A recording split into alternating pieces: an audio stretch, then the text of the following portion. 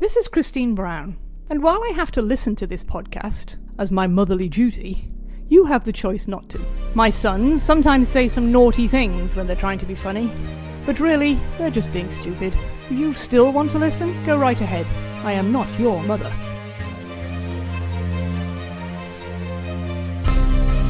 Welcome back to the Patriots Dynasty Podcast. We are in the last week of the 2003 regular season. Patriots hosting the Buffalo Bills. And I, your host, Andy Brown, am hosting both my brothers today. Steve, how's it going? Good. We're almost on 1 full year of quarantine. Almost exactly, yes. Yep. Because today is the 11th of March, and I think it happened on the 13th. Well, how do you put a date on it? Well, we when schools got shut down.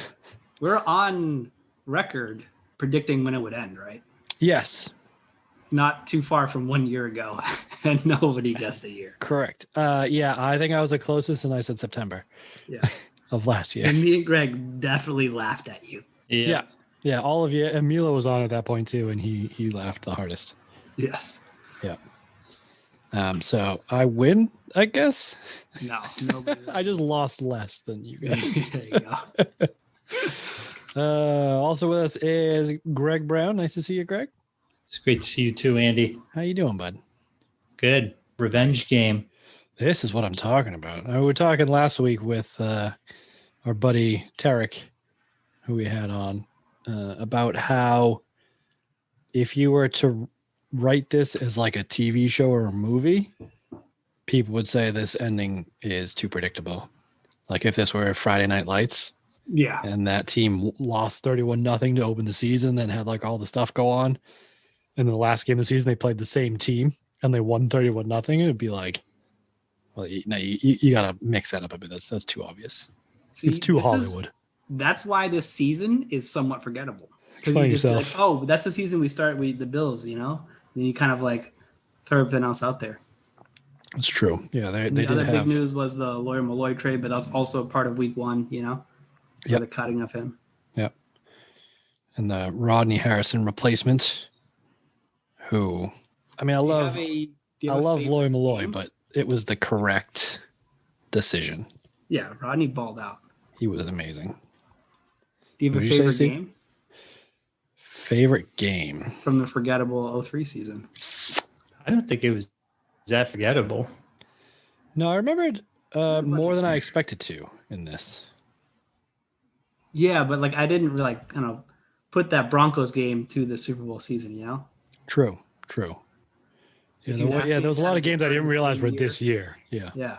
I thought that would be like next Right. year or something like that, or way later in the dynasty. Yeah.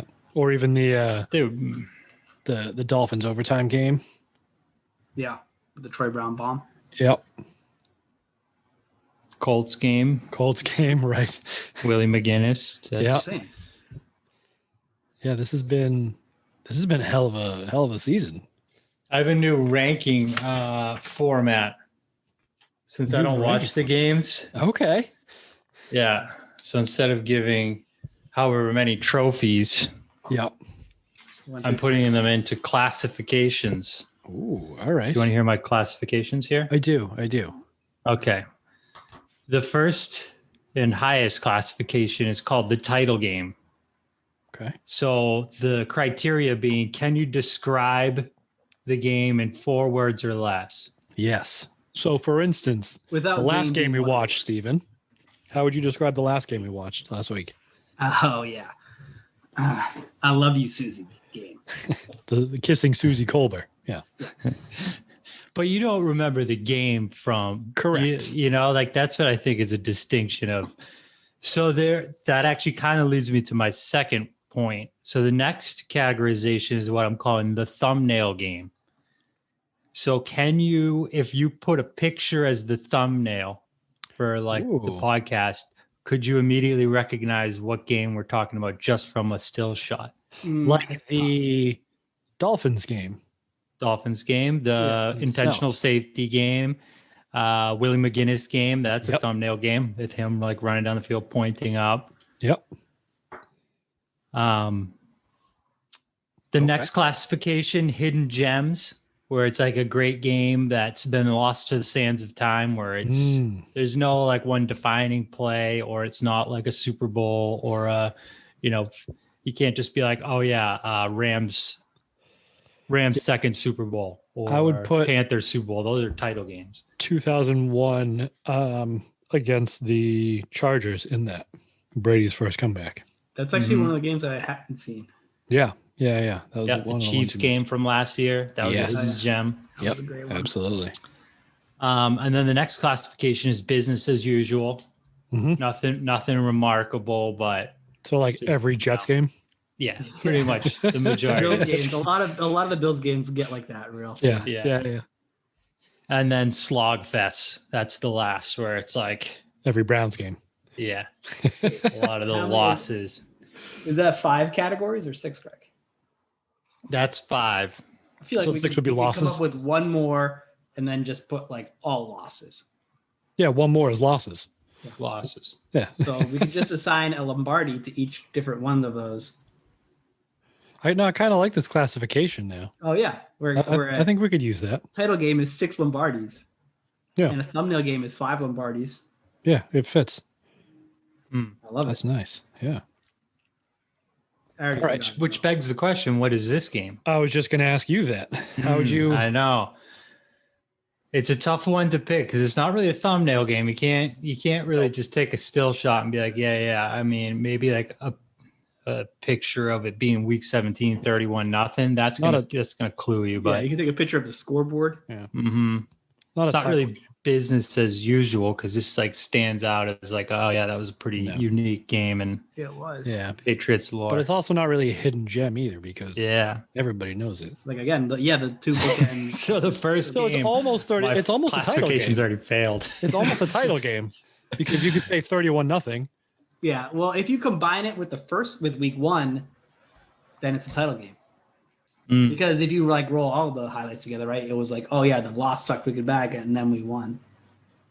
It was a pretty unique game where the Patriots. I feel like there almost needs to be in the first half. They shit stomped the Bills, worse than the Bills shit stomped us.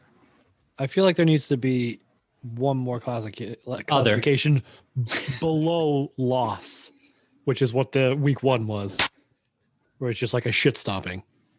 See that I almost would classify as a thumbnail game. You think so? Like you could show me a picture of Sam Adams returning an interception in Buffalo, and I'll go, I know exactly what game that is. That's probably true because there aren't many blowouts in this dynasty. Because I think we decided that the week 1 was the worst one, right? I think so, right? That was their worst loss. Yeah, it might have been in the dynasty history. Yeah, I think so. Yeah, it would make sense. So yeah, minus 31 was the worst. There's only been 4 games where they've lost by more than 25, and one was in 2000. That was Brady's first game where he threw 3 passes. And then 2008 to the Dolphins. The Lions. Yeah, and then the Chiefs to open 2014. Not to open it, but when they got blown out. Oh, that was Ron to Cincinnati. Yeah. Yeah, that was a bad one. So that's a name game too. Yeah. Right. I'm going to give this one the name game. I'm going to lump it in with the other, although it was part hidden gem too, or at least the first half. I don't know about a hidden gem. I think it's kind of hidden. It's overshadowed by well the known. week 1 loss too, because it can't quite thumbnail it, like Greg said. But there's some highlight plays in this game for sure. Oh yeah. And I managed to pull a chock full. Yeah, David Gibbons all over it. Yeah, this is definitely a David Gibbons game, this one. David Gibbons and Teddy Bruschi. Probably game balls on each side of the ball. Would you agree? Yeah, Bruschi was Tom Brady. Brady played well, but he didn't have to do much, actually. I mean, threw 4 touchdown passes, no picks. He was AFC Player of the Week, Offensive Player of the Week. Yeah, he threw 4 touchdown passes on like 200 yards, though. It wasn't like he was slinging it all over the place. Yeah, but this is 2003. That is like 600 yards in the modern NFL. It's true. Also, he ran for 20 something yards, 22 yards. 23 yards, 5 carries, 23 yards. It's better numbers than Antoine Smith's put up all year. It's not true. He just got 100 yards last week. And He they were did. just shitting all over him. Which was the Okay, first see you. 100-yard rusher they had on the season. Yeah. But you want to guess, so 23 yards on 5 carries. You want to guess where that ranks in Tom Brady rushing games? It's got to be top. First, second, No. third, fourth, No. Fifth. fifth. His most will be 2006. He'll rush for 31 yards against the Jaguars. Prolific. That's a title game. On 10 carries. 10 Wow. carries. 3.1 yards a carry. The next one, Yeah. 2011 at Philadelphia.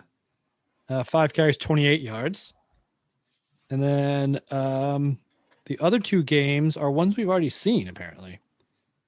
2002 against the Packers, he rushed for 26 yards. And then 2002 against the Jets, he rushed for 24 yards. They were calling a lot more like Tom Brady would just get it and be able to run, like when the linebacker wasn't there. And sometimes they call sneaks on like 3rd and 6 and stuff like that too. Yeah. He would do it way more aggressively then. And this was like my favorite thing that they got away from. I don't know if this was just like a Charlie Weiss thing or whatever, but it would kind of happen a lot in the no huddle where you'd see them go 5 wide receiver and Brady would just get up under center. And because the defense was so spread out, he just runs straight up the middle and get 5, 6, 10, 11 yards.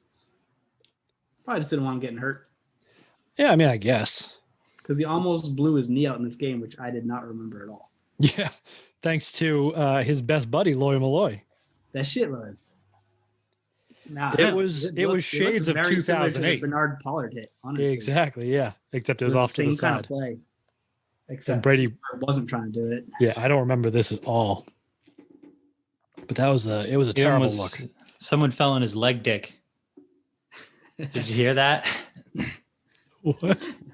Because it was Dick Enberg, right? Oh. And as he was throwing it, like Theodorf was like, "Boy, did Brady have someone fall on his leg dick?" And for some reason, he put like leg dick, like it sounded like one word. I was like, "Oh, what the hell are you talking about, Dan?" That's what he How did does. he already know? Oh, he's useless. It's a little Freudian slip. Is Yeah. fucking Driftwood Brady, third leg. That's why his knee didn't buckle, because his fucking dick was supporting it. He's got that tripod. Well, did you hear what they were saying after? Where he's like, I think it was Theodorf was like, all I could say is I hope Tom Brady has some loose ligaments, which is foreshadowing. Yes, Great that's true. commentary by Dan. Speaking of, since this is the commentation section of the podcast, I will have you know, I'm wearing the gift that my brothers, I was going to say generously got me, but I don't know if generous is the right word. It was a Christmas present. We were sort of obligated. Yes, there's a something. podcast-related Christmas present that I got this year that I haven't had a chance to wear yet, but it is a number 72 Arizona Cardinals jersey Yes. with the last name Deerdorf on the back. No Hall of Fame patches on it. I don't know if that's a thing. Stitched. We Yes. we didn't spare a dime Yeah. No, for this is thing because I knew Andy would be only the best for our brother, our Yeah. pal. no. Andy I've been Brown. waiting for a Deerdorf game to break this out because it didn't feel right otherwise. But here I am rocking the You look- Deerdorf. You look great in it, might I add. I'm good in red. Yeah. It just suits you. You're just your general aura. Yes. I will say this energy. feels like it was built. The sizing is probably Dan Deerdorf's size. So Oh, yeah, I like he's an that I get to offensive wear it as a dress. So I'm wearing this and nothing else, just for you boys. So thank you. Dude, imagine going to like a Patriots game with a Deodorf jersey on. You couldn't pay me enough. Or even like Cardinals game. Well, Cardinals would like be explainable, but if you show up to a Patriots game and they're like, "Yeah, I'm just a huge fan of the commentators," I'd be like, "What the fuck is this kid doing?" Of all commentators, too, damn fucking Right. Deerdorf. Because there's no one that's like alive that's a fan of Deodorf the player anymore. Yeah. No. No one's a fan of him as a commentator either. Yeah, exactly. People hate him even more as a commentator. So it'd be so confusing for like everyone at the stadium. It really would. Although to be fair, I don't think I'll ever wear this out in public. So this is as public as it's getting right now. Mm-hmm. Well, maybe we'll make like a bet or something. Okay. Predict the end of the pandemic. Maybe we'll give it away. Don't you dare. You You wouldn't do that to us. I don't know if it was him or Dick Enberg, but they kept calling Teddy Bruschi Ted Bruschi. Like that's Bruschi. That's bullshit. Ted Bruschi. And they said that Ted Bruschi, he plays the sax and he has some sax. Like these. What do you mean has some sacks? He Like got a has sack some in this nut? game. Oh, I'm an idiot. No, you know who's the idiot? Whoever the fuck said that? Dan Dierdorf. The two of them combined. It's not just Dan Dierdorf. I can't put all the blame on him, but him and Dick Enberg together, they are like the personification of like every shitty commentator point of view, or every like just awful like hot take. Or not even hot take. They're just like this stupid shit. Like they were pissy, like basically the entire second half that Brady was still in the game, because like, oh well, you don't want to. Yeah, he almost got hurt. Half, Andy. It was the beginning of the fourth quarter. No, it was in the third quarter. No, it was the fourth quarter. They're like, we should take. No, because Brady was throwing and Dan Dierdorf threw a shit fit. I can't believe it. They're out here throwing it with Tom Brady when they've got the game wrapped up and they're already going to make the playoffs. Right. Like, no, I get it that it was a terrible take. Especially in retrospect when Brady never comes out. I think it's also, Andy's got a point that he just like, once he finds a point that he feels strongly about, he just repeats it over and over and over again. And you're like, all right, dude, constant. We get it. Let's move on. Yeah, but how do you actually feel about it, Dan? Like, oh, fuck. And then every play is like validation of, oh, well, you got hit on that one. What if you got hurt? It's like, okay, all right, let's just commentate the game here. I can't believe the Bills brought in a backup first before the Bills have been on fucking vacation mode this entire game. Like the fact that Bledsoe even played in this surprised me. Poor Drew Bledsoe. But he did predict loose ligaments being the direction Tom Brady would go, and it's and I actually have another plus, Greg. A broken clock is right once.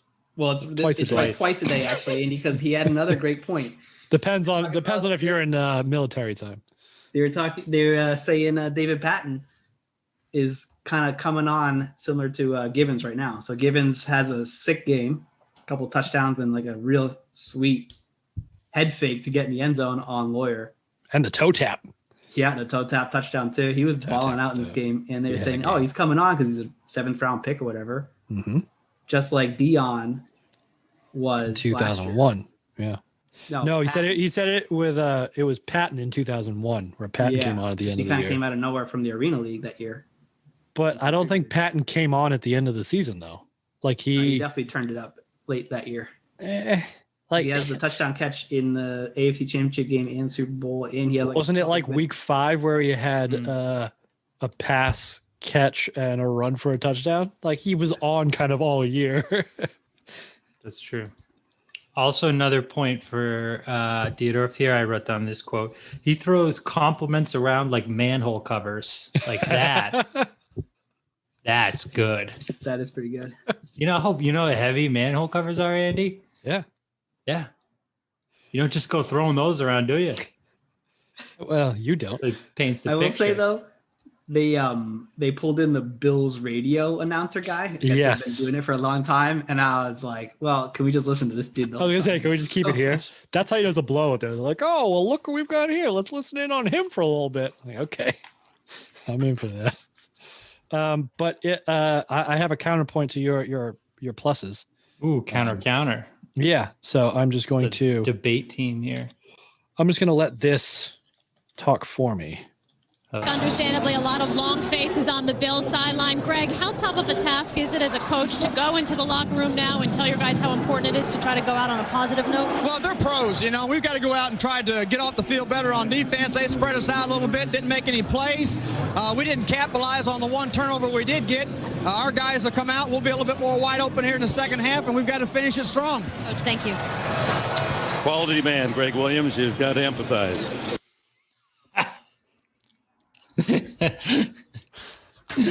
I'm sorry. What was that, Dan Deerdorf? Quality man. Understandably, a lot of Quality man, Gregg Willams. You've got to empathize. Quality man, Gregg Willams. You've got to empathize. Do you though? I will. I refuse to empathize with Gregg Willams. Yeah. He's the worst, dude. The worst. And they kept talking him up about how, like all the players, like, oh, I can't believe how great he's like stuck with us through this whole season, even though we suck. What the fuck choice does he have? Like, he sucks. Like, you suck because of him. Like, he's the coach. He's got 2 G's in his name. He's sullying the Greg. Oh my god! I guess 3 G's. Yeah, he's awful. So, do we want to let's talk about the potential complications of this game? Yes. What the Patriots are playing for, because this is week 17. Yeah, this is the last week. There's a bunch of stuff on the line. I took a screenshot of the graphic that they had up because two teams in the AFC were undefeated at home this season. The Chiefs, 12-3, who have they started off undefeated. They went like 9-0, but have struggled down the stretch here. And I believe this game is on a Saturday. And so the Chiefs are hosting the Bears the day after, who are 7-8. And the Patriots, again, are a game up. But if the Patriots lost this game, they would, and the Chiefs won, they would be tied for a record. But I think the Chiefs would have a tiebreaker somewhere down the road on, I don't know, an opponent. Yeah, something like that. Yes. Yeah, or like conference whatevers. So yeah, and the Chiefs do end up winning that game. So this is basically the battle for the 1 seed. Yep. Yeah. And that's probably part of the reason Brady was in there for as long as he was. Right, just to make sure, which, is what Belichick said at halftime too, is what they said. And also, both teams really good at home, but the Chiefs, like the Patriots, obviously both teams undefeated. The Patriots were averaging like 20 to 10 wins. Like 20 points for, 10 points against. The Chiefs, on the other hand, averaging 34, almost 35 points a game at home, when allowing only 17. So, that's like for the Chiefs, it's kind of a big deal to want to win at home or want to play at home. So you're also denying the Chiefs that, what's the word I'm looking for? Advantage. Yeah. Home field advantage. Arrowhead's no joke either. That's true. Yeah. Yeah. Especially at this point. Yeah. And Priest Holmes, beast. Yeah. So were there any other, was there anything else on the line, Greg, like around the league for this week?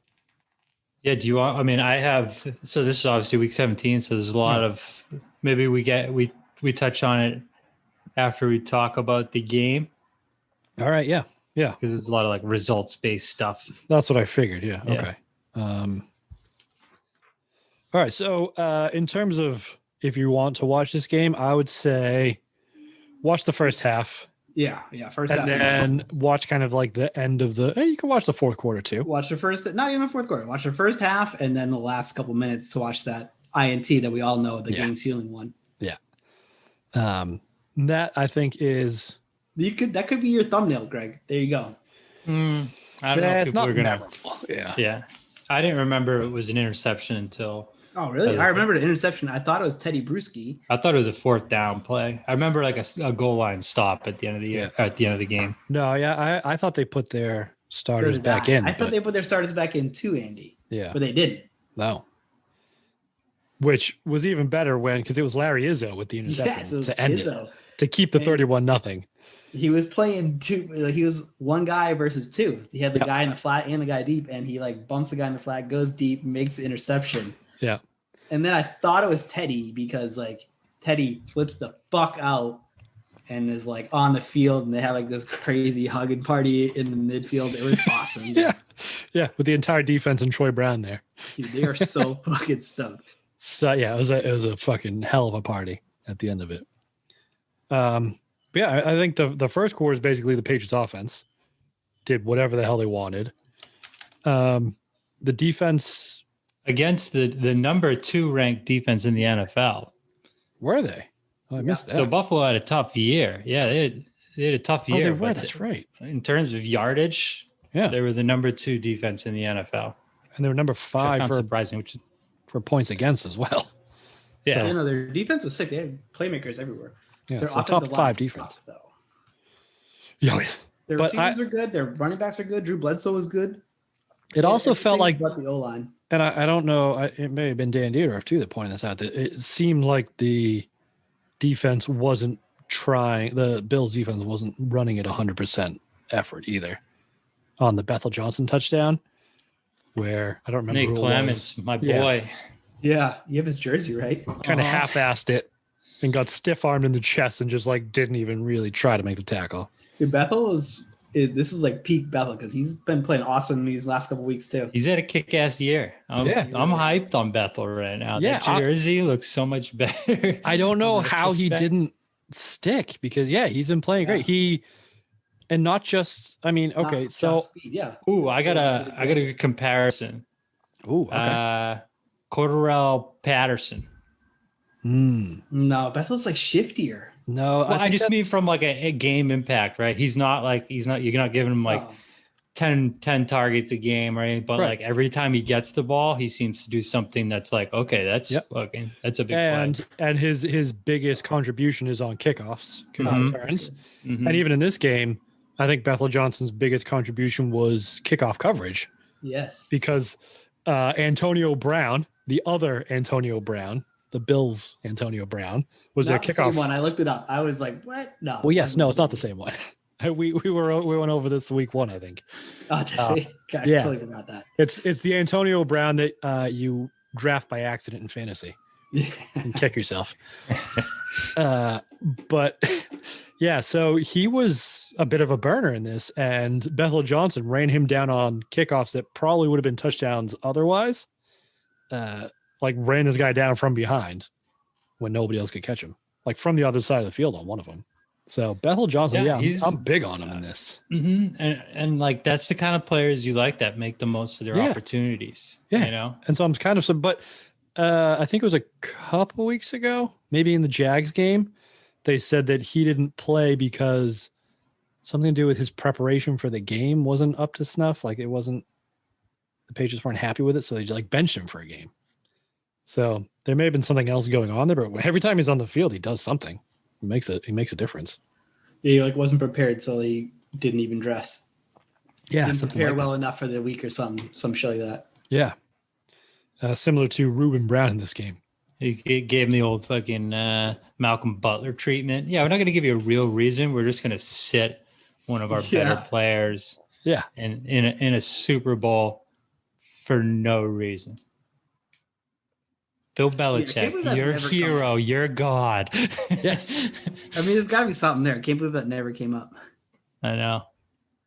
Well, when we have either of them on the podcast, we will talk about it. Butler, he's a free agent. Yeah. He is. Yeah, he just got released. So we shall see. Yeah, but there was something about in this game, Reuben Brown didn't travel with the team. The Bills, like Pro Bowl lineman, I don't know, it was left tackle maybe. I believe so. No, it was a guard. Yeah, it was a guard. Oh, but a guard. But yeah, I guess he had some altercations on the field and on the sidelines in the game before this against the Dolphins in a game where Drew Bledsoe was sacked 6 times. And I guess they said he was frustrated with the way the offense was performing. And so he didn't practice all week and didn't travel with the team. And this was another thing that your boy Dan Deerdorf was like beleaguering.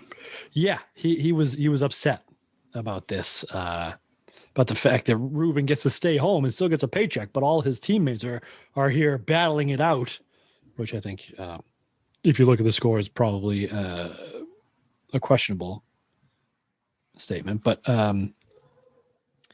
Yeah, he was on that train for probably most of the second quarter, I would say.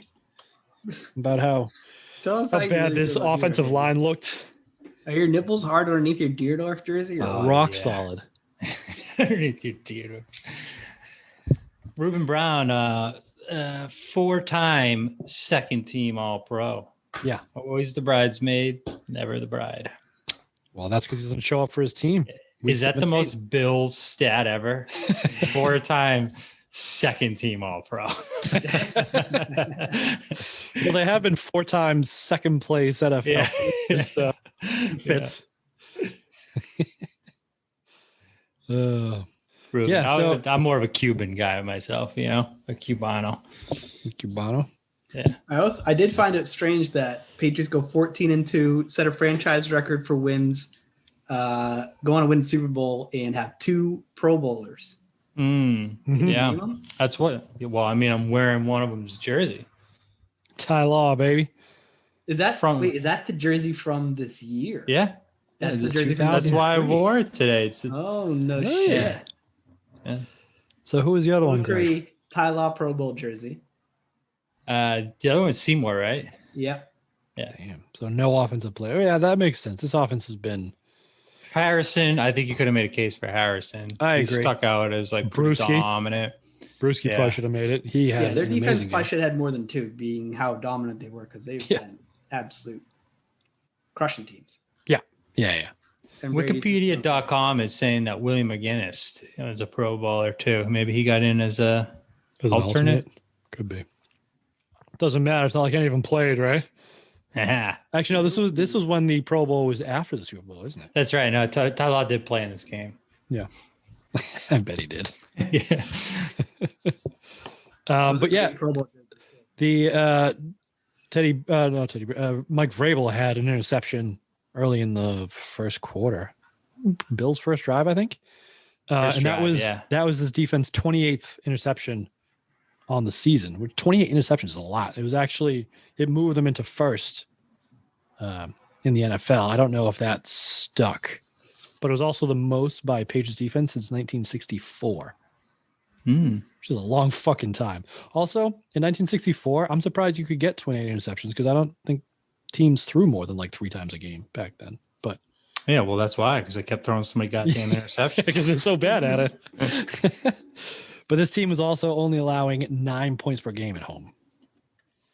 Pretty good. And I mean, this 9. first half was fucking crazy domination. Like It Pats, they get the kickoff, go down, 9 plays, 60-yard touchdown. Easy. Next drive, Bledsoe throws an interception, touchdown again, 14-0 before you can even like Before get the a fans beer sat and down. get sat down. Yeah. Yeah, exactly. But like they've been waiting for this all year. It's the best the offense has looked in forever in many games, and they were just Against the number finally 2 putting both defense, sides too. together. Yeah. Yeah, because they came out just saying, you know what, fuck it, 5 wide, no huddle. We're just gonna just hammer it right down your throat, and it worked for 2 drives, and then they just got up. 28-0, like 28-0 at halftime. Yeah, it was 21-0 after like right at the beginning of the second quarter because their last drive of the first quarter finished in the second, like right at the beginning. Brady threw a touchdown to Troy Brown. And so it's And Bledsoe like still hasn't thrown a completed pass at this point. yeah, he had Like the Bills looked horrendous. yeah, they on couldn't block offense. anybody on that offensive line, like Steve was saying. Here's a question for you guys. Did you guys feel bad for Brady watching this? Bad for Brady? Bledsoe, sorry. Yes. Oh, yes, yeah. I did. Yeah. because he had no man. time. He was just throwing hot every time. There was a free rusher every single time. Down. Straight up flashbacks, dude. Yeah, he was like, I'm just like, oh God, it's not really his fault, but he's not making it any better. no, because yeah, there was one drive where I think the Bills dropped back to pass 3 times, and every single time Bledsoe got hit because there was a free rusher. But he was also like, there was no hot routes, there was no like quick dump outs to the running back or anything like that. And then they punted, and Brady got the ball, and literally the first play is a free rusher, and Brady just dumps it off to like the tight end in the flat, and they get like 4 or 5 yards out of it. Like that right there is why they kept Brady and not Bledsoe. But yeah, Bledsoe, I'd say he had maybe a second and a half to make a decision in this. There's a free rusher almost every single play. They just blitzed. The blitz percentage just went through the roof because they just blitzed every play. It felt like it, yeah. Well, I don't even think they did. I think they just brought rushers from different places. It was usually like a 4-man rush, but it was like blitzing safeties and corners and linebackers. Oh, yeah. And it was like every. Even into garbage time because the Bills brought in, the fuck was his name? Travis Brown Brown, yeah, one of the Brown brothers, from the Northern Arizona Lumberjacks represent. Northern Arizona, huh? The Lumberjacks, baby. Chop that wood. Oh, he's a Phoenix boy. Yeah, he's a coyote. Fucking howling at the moon. He was kind of like your very like Madden created backup quarterback, because he came in and he like looked like a dollar store version of Drew Bledsoe. Similar builds, but like his helmet didn't quite fit right and his face mask was too big because it looked like they give him the old school tight ends helmets from these days. There's like a little bit bigger and the face mask is huge and it goes like down to their chest. You know those ones? Like the ones that Christian Fourier wears. Yeah. And this guy was wearing that. And he just like, they just like hung him out to dry. He got lit up in this game too. That was Harrison definitely concussed him. Was it? Oh, yes, it was. Yes, yeah.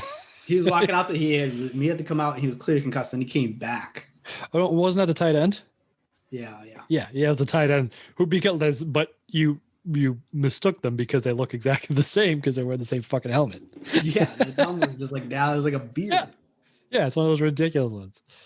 And I just couldn't stop. A lot of Browns in this game, huh? Fuck yeah. Travis Brown, Antonio Brown, Reuben Brown, Troy Brown. Yeah.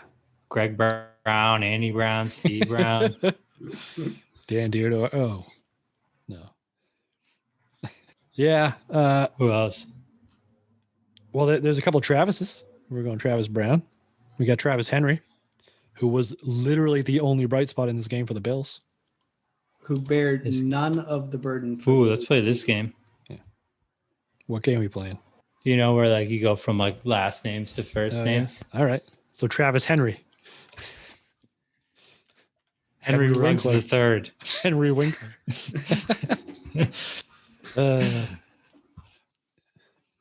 Rugs and Bugs. Yeah, Travis Henry actually ended his game with over 100 yards, didn't he? Rushing? I believe he did. Stat check? I don't know. I didn't watch the second half. Want me Travis to stat Henry check it for you? No, 62 yards. 62. I was confusing him with Travis Brown, who threw for 100 yards. Which is more than Bledsoe threw for. Bledsoe, 12 of 29, 83 yards, 1 interception, 3 sacks. It's just not great. Not great. Eesh. He had a rating of 34.7. Damon Heward had a higher rating than that. Damon Heward was 0 for 1. And had a better rating. And -1 rushing yards. Yeah. Pretty good. Yeah. So, well, that's because he had a kneel down. Was that tight end on the Bills the same one that Brady roomed with at Michigan and was like super close with? Yes, it was. Remersma? No. Mark Campbell. Is that the same dude? Yes. Yeah, because they mentioned it briefly. Dude, you know, whenever you read like a Brady bio or whatever. Yeah, no, that was the same one. I think, and he was the one that got kind of concussed in this too. He was super concussed. Yeah, he was taking shots because they kept like this Travis Brown character kept like floating the ball down the middle to that like tight end seam route, which Rodney Harrison just feasted on. Yeah. Every time he caught the ball, the guy just got lit up. He went back a couple times. Not great. But yeah, Travis Henry was like the only person still trying at the end of the game too. It's like the third quarter, and they were just like handing it off to him and not blocking for him. So he's breaking like 4 or 5 tackles and getting like a loss of 2 yards. Soon to be replaced by the Bills' first-round pick this year, who redshirted the entire year. Really? Willis McGahee. Yeah, that's because he had that crazy leg injury in college, right? At Miami, remember? In the title. He has it right before he gets drafted.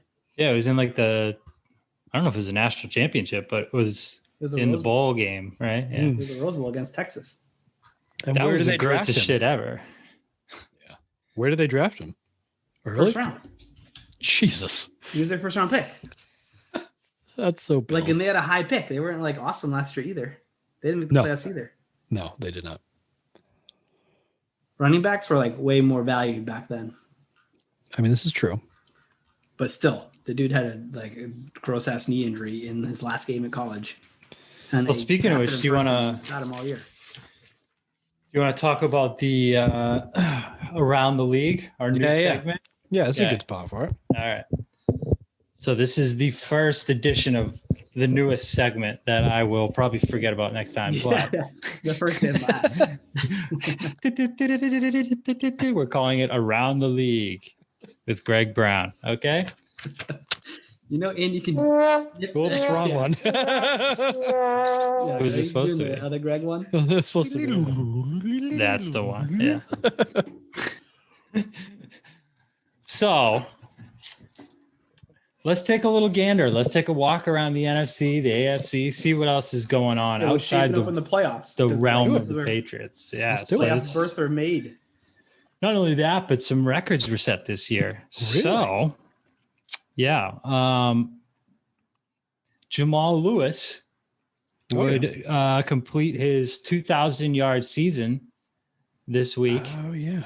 finishing the year with 2,066 yards, which at the time was second all time. To Barry Sanders, maybe? No. Andrew, do you have a guess? Eric Dickerson? Eric Dickerson Ha! Look at me. still holds the record. Dickerson? Lewis has been, there's a new second. Can you name that? Adrian Gurley Peterson? Or... Adrian Peterson, 2012. So yeah, he had a fucking monster year. He absolutely feasted on Cleveland. He had like 295 yards in like 1 week and then like 180 the next time. I think we may have touched on this back when we played the Browns, but the fun fact that we had for the Browns game, that one was in week 2, Browns linebacker Andre Davis telephoned Ravens running back Jamal Lewis before the game and stated he wanted Lewis to carry the ball at least 30 times in their upcoming matchup. Quote, "If that happens, it's going to be a career day," Lewis replied. Lewis then erupted to 295 rushing yards, breaking the record previous held by Corey Dillon in 2000 as the Browns fell 33-13.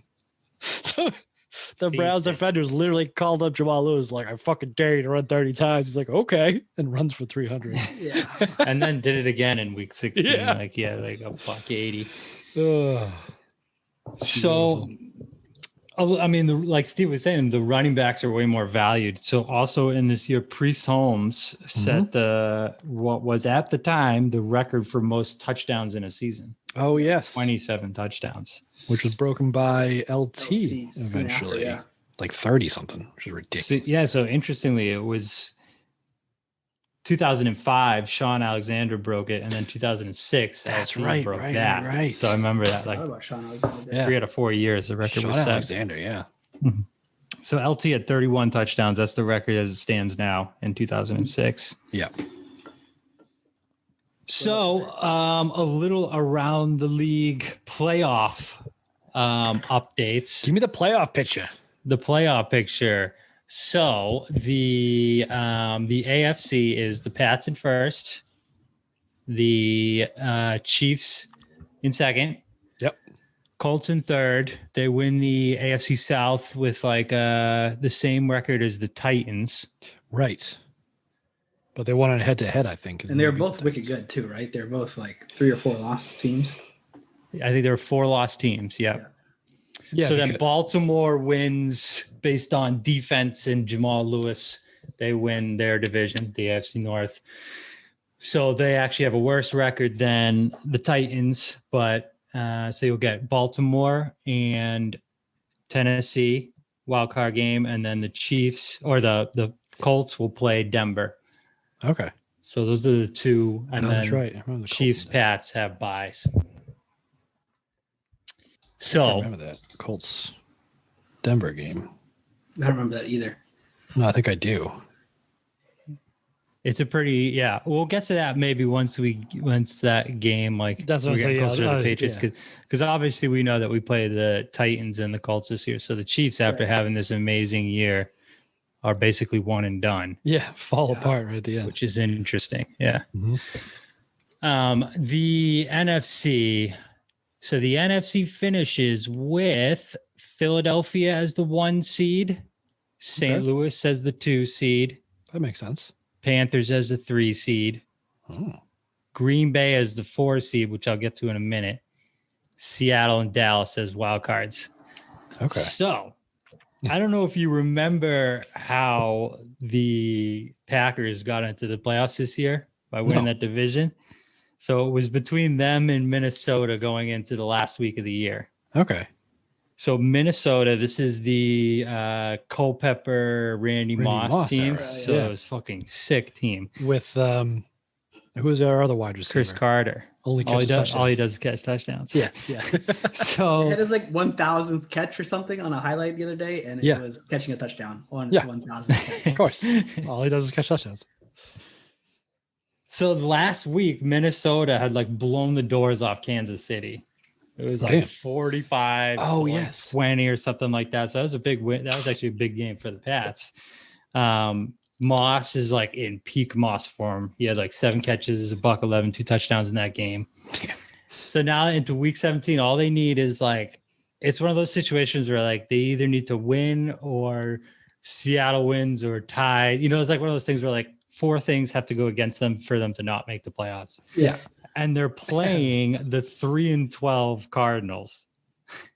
After just beating those Cardinals. After just beating the 12-2 Chiefs. So they go into Arizona. They're fucking kicking their ass. 17-6 with less than 2 minutes left. It's 17-6. What? Mm-hmm. And then some Dierdorf magic happens? Josh McCown magic. Oh no! This is the Josh McCown led Cardinals. What? Is this like his rookie year too? It's actually his like second or third year in the league, but he played till 2019, which is fucking crazy. Yeah. So holy shit!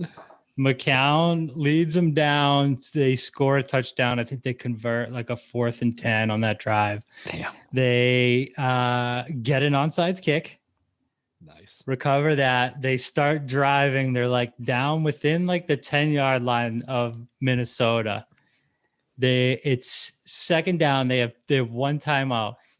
They get sacked, call the timeout. The next play, they get sacked, a sack fumble. Oh my God.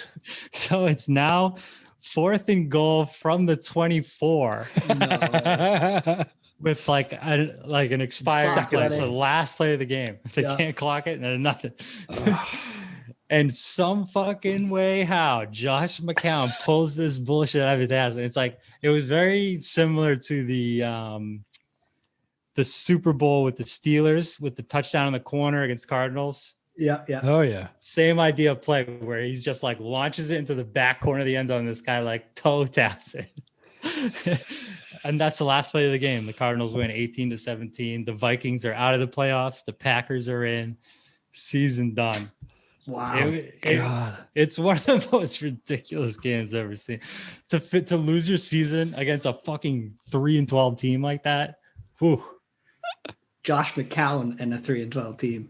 Wasting a Culpepper, Randy Moss team. Like there's just so many layers of heartbreak for Vikings fans there. Like I can't even imagine. Yep. Oh my God, this catch. How did he get both and feet? this was actually before they had the Put it rule in the of chat, Andy. the push out. So he gets 1 foot down and then the defender gets pushes pushed him out, of but they bounds. say So it's non-reviewable. Yeah. Or no, it's reviewed, but the review is that He had like maintained control. He would have come down in bounds if. God damn. All right. Yeah, we'll post that in the show notes. So if anybody wants to watch it, they can. I didn't see it, but I think this is another one where if you find the right commentator, it's hilarious. Probably would be.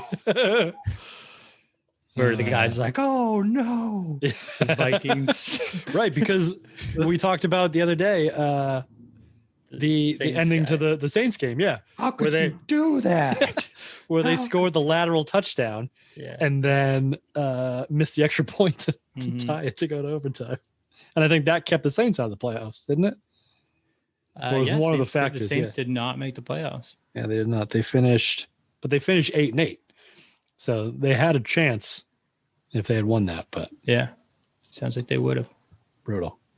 4th and 24. And of course, your guys are going to hate this, but like Brett Favre was watching from, I think it was Chicago after beating the Bears, being like, oh, shucks, guys, we did it. Fucking dick. Yeah, you guys would have hated it. What if I am hating it? All right, so we got some excitement happening in the NFC, which didn't really happen in the AFC, at least not that last day. And it was kind of like, it was just the seeding more than anything. Right. Because the Ravens were 2 games up on the Bengals. Patriots were 4 games up on the Dolphins, who finished 10-6 but missed the playoffs. Yeah, they missed on a tiebreaker with the Broncos. Yeah. So if they had beaten the Patriots once this season, they would have made the playoffs. Mm-hmm. AFC East, man. It's tough when you got the Patriots in it. That's true. Damn. All right. So we got the Panthers at the 3 seed and the Patriots at the 1 seed. And the commentators in this were also talking about how hard it was for the 1 seed to win or to even get to the Super Bowl, because I think I took a screenshot of it. Only 3 of the top seeded AFC playoff teams have made it to the Super Bowl in the last 10 seasons. And the only team to win was the 1998 Broncos. Only 1 seed to win from the AFC. So the 1 seed isn't really known for. Well, that's because it's always fucking Peyton Manning and he blows in the playoffs. Well, this is still early Peyton, so maybe not. I mean, I think a bit early for that. But yeah, this is where point it's still happen. stands. If that number is skewed, it's because of Peyton Manning. God damn it. I mean, it's skewed because of Tom Brady, or it will be. Yeah. Some other numbers for in the Patriots' favor, though, for this is that single season since 1970, only 3 teams have won 12 consecutive regular season games. Before the Patriots did it, just in this game here, all 3 of them won the Super Bowl. They were obviously the 1972 Dolphins, the 1985 Bears, and the 1998 Broncos. So good company to have to win those games. But 2 of those teams, let's see, the 85 Bears, well, 72 Dolphins obviously undefeated. 85 Bears, I think, went 15-1 and beat the shit out of everybody except the 1 team they lost to that year. Do you know? The Miami Dolphins. The Miami Dolphins. The only team to beat the 85 Bears, keeping them from having a perfect season. And I think the 98 Broncos were a bit of a shit stormer too, weren't they? A wagon. Yeah, because that was Elway, like, end of his career, and then they had Terrell Davis. Yeah. That's Pete Terrell Davis, where he had those 4 years where he was just like on another planet. Yeah, exactly. And this was the time when the Broncos were like kind of skirting the salary cap by paying money outside of it. Wasn't that this era? So they were kind of, they had some stacked teams. Oh yeah. How were they doing that? Not to get too into the weeds here, but so you can actually find it on yourteamcheats.com. I was going to say, are there other teams in the NFL cheating or possibly bending the rules? Because I will throw a hissy fit on national television if that's the goddamn truth. I want you to cry like investigation. Yeah, what's Congress doing about this? Yeah, where's Alan Spector? God damn it! There you go. It's called Salary Cap Gate, according to yourteamcheats.com. Salary Cap Gate. That's the most boring gate ever. Yeah. Well, I think they name everything something gate. Yeah. Because as is tradition. But the summary is, according to his website, on September 17, 2004, the league announced that for the second time in 3 years, the Denver Broncos were fined nearly $1 million and would once again lose their 3rd round draft pick because of salary cap violations between 96 and 98. Luxury tax, essentially. Oakland Raiders owner Al Davis contended the Broncos' circumvention of the salary cap to help them win the Super Bowl in the 97 and 98 seasons. In the years where they didn't follow the cap rules, the Broncos' top player, quarterback John Elway, was paid around 5.4% of the legal cap space, which was 1.2% less than the next closest team. Even more telling, Elway's cap charges in the Broncos 97-98 Super Bowl seasons were just 2.1 and 2.6 million respectively, which is pretty fucking small. By comparison, Miami Dolphins quarterback Dan Marino, where'd that go? Who would be the most logical comparison, had cap charges of 4.3 and 7.6 million. So like a fraction of that. Implications that Elway took a relatively low cap hit, but received outside the cap funds to compensate for that. God damn. See, that's what I'm saying. Like, you can only rile up the public if it's not boring. Yeah. Well, here you go. Like 4.62 million% over the cap. And so here you go. Here's the payoff. I just tuned out. Here's the payoff. Tune the fuck out. Yeah. Tell me they were videotaping practice and I'll get hype. Okay.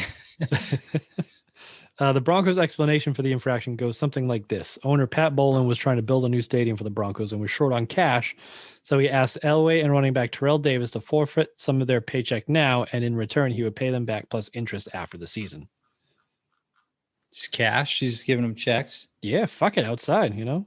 Just give them a cut and be like, yo, so IRS would like as soon as you retire, we'll give you a cushy fucking job as GM and let you draft a bunch of shitty quarterbacks that will never replace you in the Ring of Honor in Denver. Well, you just make all the calls to the franchise. It'll be fine. Yeah. So, awesome. Steve, can we designate you our salary cap guy? I feel like this is I feel you'd be good at that. Yeah, you're a numbers guy, right, Steve? You're a numbers cruncher. Can you be our like salary cap question answerer? Yeah, can you get some Excel spreadsheets going, please? No, I can be a gift suggester guy though. Gift suggester, GIF or gift? Show me how to rip gifts like you do for your website. I have some gifts. Okay, what are they? What are your suggestions? Screen right now? Yeah. By all means. I'll be leg dick guy. This is Tom Brady right after he like nearly tears his ligament talking to Damian Heward. Yeah. No. So this is sort of like how it started, right? Because they're down. I mean, get some audio here. There's no audio needed. Well, I mean, this is an audio. It's a podcast. Yes. Greg, you play Tom Brady. I'll play Damon Heward. Just look how like yo, dude, did you see that shit? Yo, hey, Tom, that motherfucker. Yo, he was so close to my knee, dude. How's your playability? Look how fucking laser focused he is. He's just fucking. He's not even talking to Damon Heward. Get fucked. Tom, do you like my face mask? I got it from out of my fucking face. I got it from the tight ends. They really liked it. What kind of name is Heward anyway? They speak highly of it. What kind of name is Damon? And then it's the name of the devil. Can we get some audio on one of these, Stevie? What about Andy's gifts? I have some audio, but they're the highlights on the website don't have audio, but I have one audio that is right there. Yeah. Tom Brady is Steve, you know this is a podcast, yes? So the people that are listening cannot see what you see. All right, I've got one that's pretty great. So can you go to if you can line up when Lemley hits Brady? I just want to hear leg dick. Because I'm not crazy in that he didn't go, yeah, someone fell on his leg, dick. He said leg dick. I'm not like debating that though. I think we all agree that Dan Dierdorf says the dumbest shit of all time. Old leg dick Dierdorf. I mean, do you know making creepy comments about leg dick Dierdorf, dude. That's almost as good as WD-33, Andy. Oh right, what was that from? That's Falk. Oh, that's right, because he just keeps he's the grease going. Monkey. Yeah, the human lubricant. Do we know when about the time that was? This is gonna be bad radio, but second quarter. The show is 47 minutes, so it'll be just like I don't know, maybe a couple minutes before 47. Well, while he looks for it, Steve, do you think that was a dirty play? No, it didn't look. It got kind of blocked in the back and like shoved down more. Whereas the Bernard Pollack game, he was already on the ground and then made like an extra lunge, or Lawyer was sort of like pushed down. If it was a player other than Lawyer Malloy, I have the feeling you would say it's dirty. I don't think so, because the In a Week Pollard one 17 was like he was already blowout. down and then he made the lunge. Where Lawyer, it's just like a dude getting rolled up, like blocking, or like, you know, you're blocking and someone gets rolled up behind you. It was a similar sort of play where it wasn't like Lawyer was going for his knee. I just feel like in the NFL, all those plays are kind of like that. Mm-mm. The Where Bernard they're Pollard hit was bang, different because he definitely made like an effort to. He's already on the ground and then lunged at him. I agree with that. I think you guys Lawyer are you're viewing these through rose-colored glasses, and that you like Lawyer Malloy and you don't want him to hate the Patriots, but he does. Well, dude, there's clear evidence that he was really good friends. But he sold Tom Brady his house. Yeah. Oh, So, well, like, in that him and case, Brady you are could boys. never do a dirty hit, Andy. He's not gonna go out there and try to fucking tear Tom Brady's knee off. And that's also not who he was, where Bernard Pollard it's has a not bit who of he a was. What do you know? He's got him? Bernard Pollard has a track reputation. What if Harrison did that? Oh, that would probably be do on the edge. Yeah, for sure. We just say it was spirited. All right, I think I found it here. So Barely into the second quarter. Talk about his arm's going to fall off before this thing's over. Going to do it again, and down he goes under pressure from to help out. So there's a sack for also some Buffalo. good Well, they're D out hoping there. that the play action here, but His arm's really gonna it's fall off. Gain more yardage. That's sad. 9 yards. That's a field position. Brady going for Givens. Incomplete. And boy, did Tom Brady have somebody fall on his leg, Dick, and he is hurt. He is hurt. And boy, did Tom Brady have somebody fall on his leg, Dick, and he is incomplete. And boy, did Tom Brady have somebody fall on his leg, Dick, and he is hurt. He is. And boy, did Tom Brady have somebody fall on his leg, Dick, and he is hurt. I hate it if you fall on your leg, Dick. Football or not football? So I'm like Dick Brady. Oh shit! I tell you, it's terrible when you trip over your leg, Dick.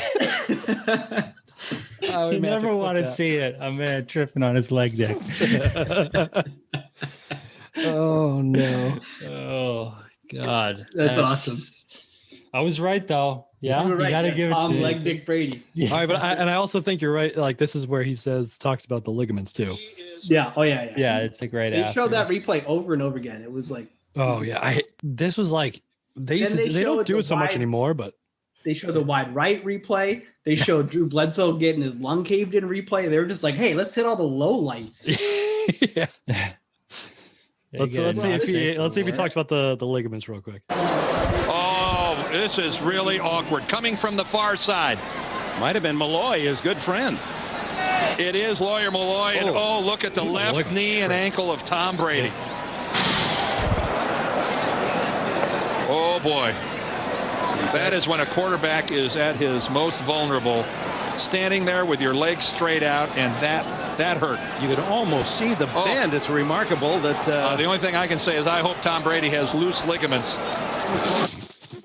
I love Dierdorf. I don't care what anyone says. Hope he's got a loose leg. He's such an idiot. I'm on 80. He's so bad. Dan Dierdorf, MD. But he's like, it's, you know, when movies get so bad, they're good. Mm.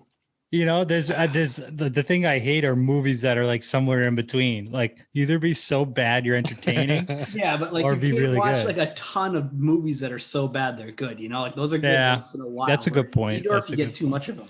That's true. Yeah, I think that's my issue with him. He's so corny all the goddamn time. Yeah, Kenny Bruschi, he plays the sax and he has some sax. His arm's gonna fall off. He's throwing it so much. Like that's just dumb. Right. And also, how many times did Tom Brady throw it? Like 25 times in the first half? Yeah. He threw it 32 times this game. Arm's going to fall off. Hey, Jesus. All right. You want to do best and worst? Yeah, I got some bests and worsts. All right. Give them to me, Steven. There was a stat where someone had thrown 5 touchdowns in a game when Brady was on fire in the first half, and like, was he gonna throw 5 touchdowns in the game and like tie the record? Yeah. And then doesn't he then later throw 5 touchdowns in a half? He does. Yeah. So, yeah, no, he'll get there. Yeah. Do you remember who it was that whose record it was with 5 touchdowns and a half in a game? Steve Grogan in 1979 versus the Jets. Yes. And they were like, Tom Brady was 2 years old. Oh my God. Can you imagine? Yeah, that's how time works, bro. Like, what did you expect them? Just come out of the womb hucking footballs? Like, I don't understand what you're getting at there. Well, they're getting at that's an old record, Andy. Do you not agree? I don't think that's where they were going with it, though. I'm standing Dan Degraw right now. I can see that. I'm gonna. I'm fighting the good fight for my boy Dan. So, all right, Greg, if you had to pick one to spend an eternity on an island, just the two of you, would it be your choices are Dan Dierdorf or Bill Belichick? Oh, We're your brothers, Greg. We're your brothers. I mean, you guys Or Steve. first. Steve for sure. Yeah, we have all the time. Yeah, he gives great foot rubs. All right, noted. I don't You're know. That's a saying, good question. Belichick's probably wicked boring, dude. I mean, I bet it's like, would you rather be bored or like wicked Or annoyed? Yeah, it's a really good one. I guess bored. Maybe if you like broke Belichick down enough, you could get him to open up. I bet he would, yeah. He's like boring on purpose. I feel like. Yeah, and every time you hear like when he's mic'd up and stuff, he's always like telling jokes and shit. But they're like not great, the jokes. Like, oh, did I tell you about that one when I was coaching the Browns back in the 80s? Yeah. All the players like, yeah, about this guy. Like, yeah, isn't that funny? Yeah, coach. Yeah, when all you care about is football, you're just not going to be like a well-rounded, like good, fun person to hang out with. No. Yeah. Can I do my other bests? Yeah. You sure can. One, I looked up the radio announcers from, remember they had the Bills guy on? Yeah. And they said he was the longest serving radio announcer in NFL history. The Bills guy who had been doing it since the Bills were created as a franchise. Yeah, but didn't they say he missed it for 7 years because like the radio station went under or something? Korean War. War. They said he was in second place was Gil Santos. Oh no shit. Hell So yeah. I looked up who had a longer career, like who. Yeah. Dude, Gil fucking crushes them. Really? Oh yeah. So was Gil in first place? 2012. That schmo was like 1957 to 2002. Oh, whatever. Who's the longest? Oh, I didn't look that up. Probably the guy from the Cubs, right? He was there forever. Well, I'm thinking it's just football because that guy started when the Bills started. Yeah. And Gil must not have been too far behind either, right? Even the Patriots started. You would have Well, seen he played for the Patriots when the Patriots started. Pre-murder OJ, you know? When he was just known for football and not for Yeah. All right, and then my best fitting gloves. is this next GIF. I'm going to share screen again. Oh, good. Is there audio? Yep. No audio. There's no audio. Okay. Can you give us a this is such a throwback GIF. play-by-play? Steve, you should be able to share your audio too. There's no audio though. It's just Mike Vrabel. Okay. It's Mike Vrabel he must have had a baller game wearing the shark tooth hat, which you're wearing right now, Greg. Uh-huh. Just looking super young. And then it pulls up his little stat line of how long he's been in the year. 7 years, Ohio State, Jesus. age 28. And he's just sitting here chilling on the sideline as a Patriots at 20-0. Little did we know he would guarantee he would cut off his penis if the Tennessee Titans would win a Super Bowl. How far we've come. Oh, man. Football's different these days. I can't put my thumb on it.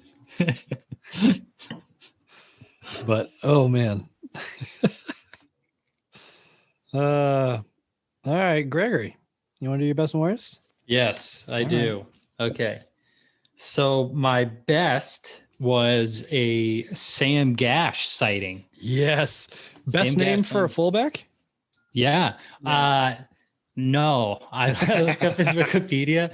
He's got a cousin named Thad Gash. Thad Alvin Gash Jr., which is Of course he's such a kick-ass name. To be honest, like I usually shit on the juniors, like naming your kid after yourself. But if your name is Thad Gash, you're goddamn right. You're naming your kid the same thing. Yeah, that dude rules. Played in the NFL too, apparently. Oh damn. Fullback had to be. I have no idea. Another interesting note about Sam Gash. I mean, obviously, old school Pats fans will know he played for the Pats for years. Yeah. He made a Pro Bowl. He didn't make a Pro Bowl with the Pats, but he did make a Pro Bowl, and he was the first ever back in NFL history to make the Pro Bowl without a single rushing attempt in the regular season. Holy shit. Yeah. No way. That's impressive. He's just that good of a road grader, huh? Yeah, I guess so. Damn. I think he might have caught. I think he was more like a passing option at times because he caught a pass in this game. He did. I mean, it didn't look Larry particularly natural. Yeah. He's no Mark Edwards, if you will. But Gash, what a great fucking name, huh? Great. Yeah. Yeah, for somebody who's supposed to open up holes, like that's perfect. Yeah. Yeah. My worst is gonna be probably Lawyer Malloy's mood directly after this game. Like I can't imagine what was going through his head where the turnaround from week 1 where he thinks he's going on to like a Super Bowl contender.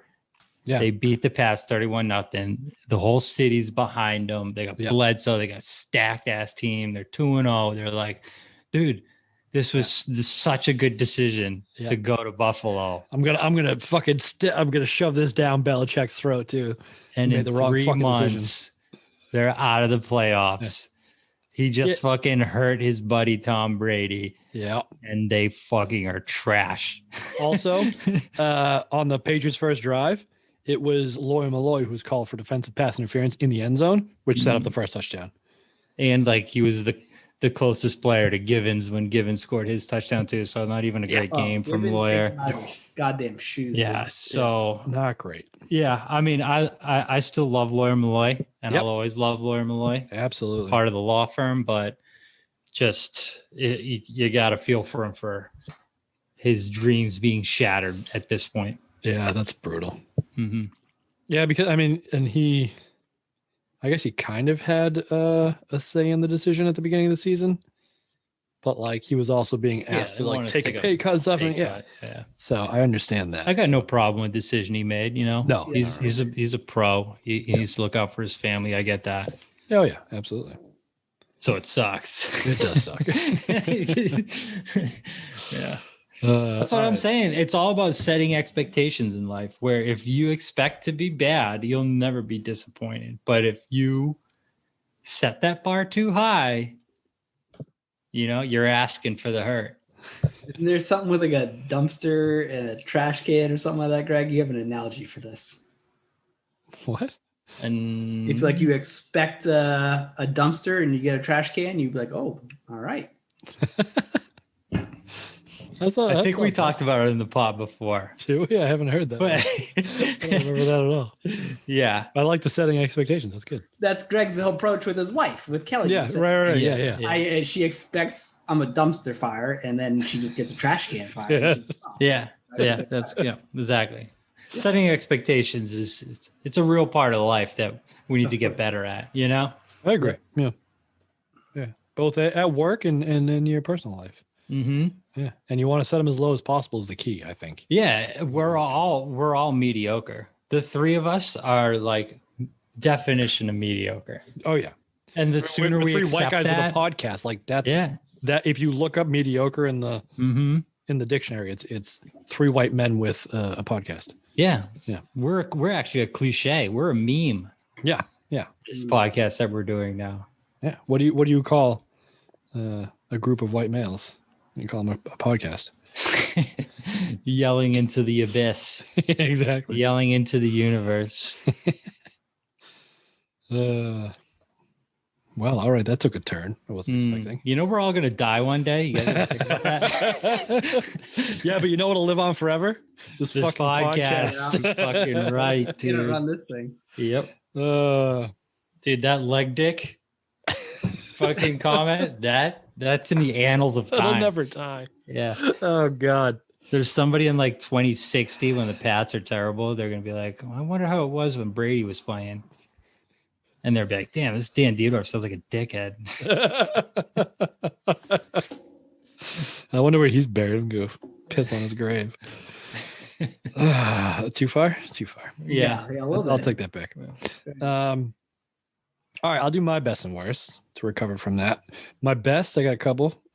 First one is Tully Banta-Cain's first sack of his career. Oh, yeah. Oh. TBC. Where he just kind of wrapped up Drew Bledsoe and then like didn't tackle him because Bledsoe had like a foot on they're him. like, who else can we blitz? Who else can we send on a blitz? Just go down the roster, give everybody some experience here. Tully Banta-Cain. And also Gerard Cherry had a nice blitz off the edge and he caught, what was his name? Travis Brown. Completely unaware, and I think may have concussed him too. That was a brutal hit. Yeah. So Tully, who hopefully we'll have on to discuss credit cards, would be good. Also, Tom Brady did not throw an interception at home in this season. All 12 of his interceptions came on the road, and the Patriots now have home field advantage all the way through the playoffs. So that might work out. And then my last best, They talked about David Givens. And did you boys realize that he was a running back at Notre Dame who converted to wide receiver? I had no idea. No, I remember like heard that as well. Seeing his stats where like he had like 20 catches his senior year, something crazy like he played wide receiver before they had drafted him and tried to convert him.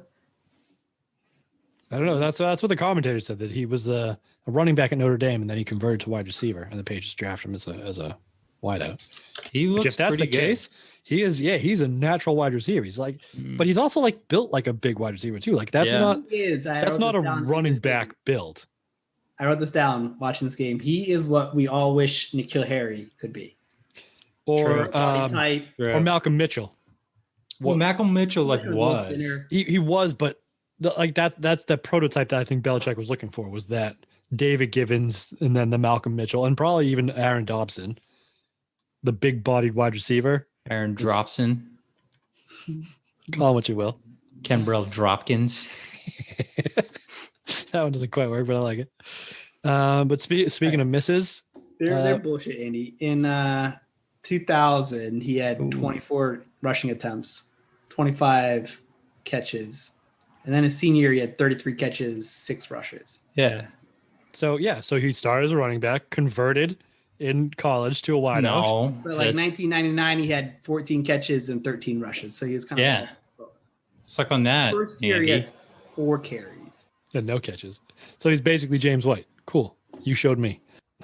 My worst, other than we're getting a little spicy on the pod here tonight. Huh? Well, he did have 7 rushing touchdowns. 3. Do you guys want to talk about it? Is there something going on between you guys that you want to talk about?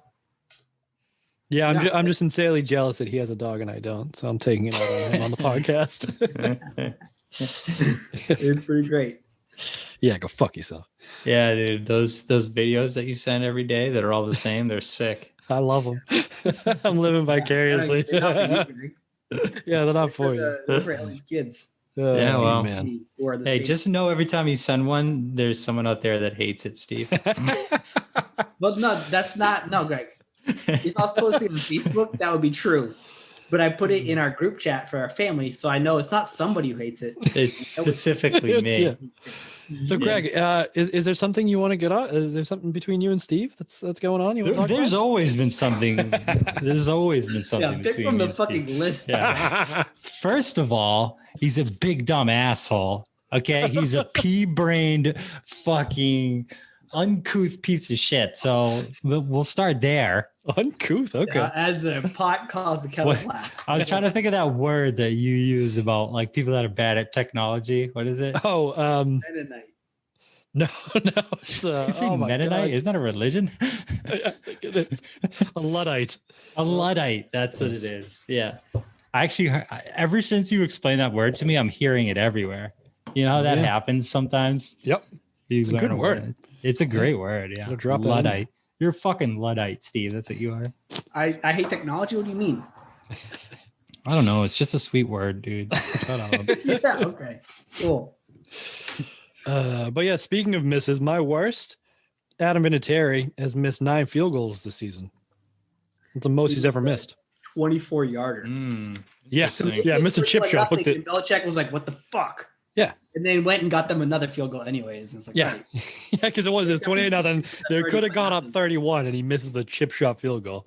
Were they playing for the 31? Do you think? Yes, I definitely. You think Belichick would do that? No, because I think if they were, they would have left the defensive starters kind in. of conservative, Their play calling got super conservative in red zone of like. But you could argue that try to get another touchdown. Let's just kick the field goal. Yeah, I don't think so. I think that's always the question with Belichick, right? Does he do things out of spite? Definitely does. Where like I think play calling seems yes. to say it, but I mean, he would never admit it in a million years. But the fuck you touchdowns of 07. Yep. We're definitely like there's some spite in there. Oh yeah, running up the score just in every game in 07 was. I think getting it 31-0 was also a fuck you because as soon as Vinatieri misses that, you see on his face, he's like, "What the fuck?" And then they go and get because when he's lining it up, and I was like, "Oh, here's the 31-0," and he misses it. And I was like, "Oh, we kick another field goal," and the next field goal they kick was also 24 yards. Yeah, and he almost hooked that one too. So pissed. But no, I don't think in this case it was. I think it was just Belichick being Belichick. Oh, this lead isn't big enough because I think it's Drew Bledsoe. I mean, obviously, I don't think there was ever a chance, but it's like 28-3 being up 28-3 in the third quarter of a Super Bowl. Like it's the lead's just not big enough to guarantee that you're going to win. So you're going to keep trying to add some points. All right, I think you're wrong. But all right, well then explain to me this. Negative. Explain to me this. You guys just moved on after I gave my best. I didn't get to do my worst. Explain to me this before you do your worst. Yeah, let's get through this argument here. If Belichick was that concerned about winning 31-0, why did he pull his defense before the last couple of drives? Good point. Steve, care to comment? Give his backups more season. But his backups let the other team drive straight down the field to the 1 yard line. Did they though? Because Gerard Cherry had that crazy sack. Yeah, but then they gave up a bunch of big plays that put the Bills on the 1 yard line. First and goal from the 1 with 17 seconds left. But the whole team. And Travis Henry was already rushed for 100 yards. He's building trust in his team and depth in his squad before the playoffs. I agree, but that's not what you do when you want to win. Yeah, when you want to win 31-0 exactly. Sure. I'm just saying they got conservative in the red zone because they just wanted to kick the field goal and make it 31-0 as opposed to 35. He didn't give a shit. They were still slinging it. Brady missed a couple of end zone throws when they were settling for those. And my worst is actually a point in your column because listen to the Bills' penetration into the Patriots. Oh yeah. What? New England 26. Yeah. New England 15. New England 17. New England 22. New England 1 yard line. Yep. And a total of 0 points. 0 points. Yeah. They got in the red zone like 5 times. It's ridiculous. They were inside the red zone all the time and just. Yeah. And 0 points. Like the 18 yard line, false start. And you're right back out. And then sack and then miss on 4th down because their kicker was because you know how they show that line, like the cool graph that they did, like overlaid on the field when the field goal would come out. Yeah. It's like, so from 10 to 20, he's 92%. And then from 20 to 30, he's 100%. And then from 30 to 40, 50%. Can't kick a field goal over 30 yards. That's not good for the NFL. Oh. Well, it's Gregg Willams' coach team, though. So, he's honorable man or whatever the fuck it is. Yeah, so that was gotta have empathy for Gregg Willams in this case. Yeah, well, I don't know if this is a best or a worst, but this was Gregg Willams' last game as the head coach of the Buffalo Bills. He did get fired. Good. He did. Yeah, this was it. This is how he went out, which felt fitting. So I guess that's a best. A worst for him, but a best for us. I actually, in researching that, found an error in profootballreference.com. You didn't. Yes, I did. I refuse to believe that. I'm listening, but as a Ryan Lindell 40-yard field goal, no good. And if you remember, Andy, they got a penalty on that. Then they tried there's another one. For the 4th down there's conversion. Another one. Yeah, he missed a field goal too. He missed a 45-yarder, and then they had the penalty and went it for a 4th, and then he missed a 4-yard later. Yeah, in the quarter. We knew that, Steve. If there's one thing I can guarantee, it's that you're wrong, not ProFootballReference.com. Okay. Hey, this is why we have you to stat check our shit, Greg. Yeah, and you know how I stat check? Pro Football Reference every fucking time. I'm just stat checking the stats, okay? How's that working out? So, Steve, did you say you had a worst? Or was that it? Was that take? Yeah, as a Bills fan, watching this game, watching them get inside the red zone all those times and come away with 0 points has to be the absolute worst. Yeah, it can't be good. Because I thought that we whooped the Bills harder than they whooped us the first week. And that might be true in the first half. But like the Bills had chances to put points on the boards and just didn't. It was so Which bad. maybe again, but it's beating yourself. It's not like being beat, you know? Yep. Oh, so here's one last thing that I had. They showed a stat of Tom Brady, his numbers from 2001 when he was Super Bowl MVP, and his numbers from 2003. So 01, his completion percentage, just about 64%. 18 touchdowns, 12 interceptions. 2003, about 60% completion percentage, 19 touchdowns, 12 interceptions. So there's some similarities there. I wonder if that will carry over any more of these similarities into the playoffs and maybe into the Super Bowl. I think we'll have to find out next week. Bye week. What's next week? Bye week. I suppose it is, isn't it? Tuesday. Thursday. Wednesday. Who are we playing next week? We're playing nobody. It's bye week. Sit on our couch and watch the wild card. It's the annual New England Patriots bye week. That's true. All right.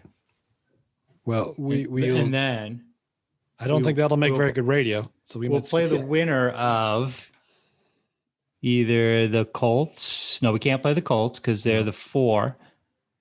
We could play Denver, who's the 6, if they upset the Colts in Indianapolis, or we could play the winner of Baltimore versus Tennessee, which is being played in Tennessee.